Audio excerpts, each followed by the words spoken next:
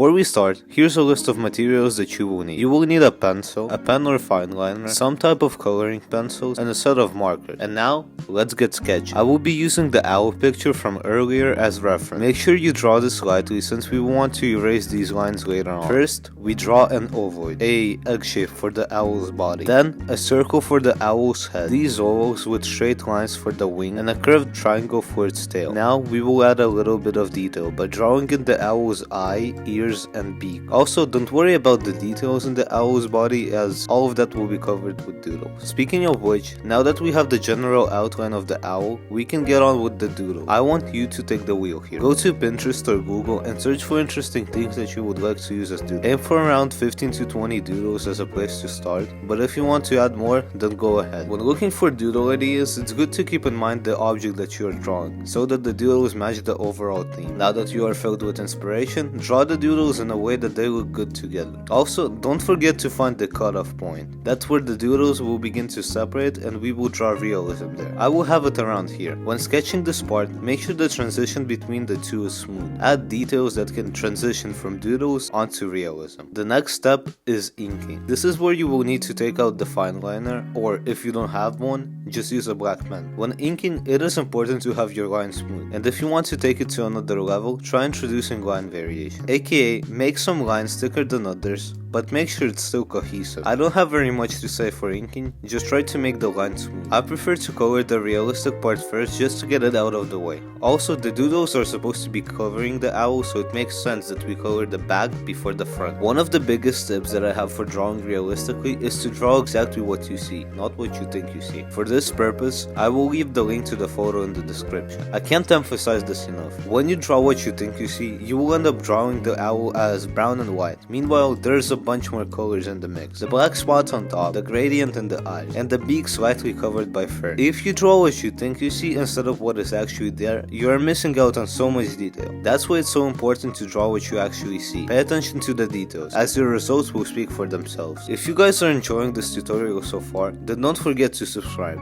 It's not difficult for you, but it shows me that you really care about the content that I make. Thank you. Okay, final stretch guys. The hard part is over, now you just need to color in the lines. What I like about doodling so much is that you are basically making your own coloring book. The lines are there, and the only thing left to do is pick the right colors and fill it in. You can do whatever you want. You can go and make the doodles insanely vibrant, so that they pop right off the page. Or you can pick a specific color theme to match or contrast the object of your drawing, and that's what I'll probably do here.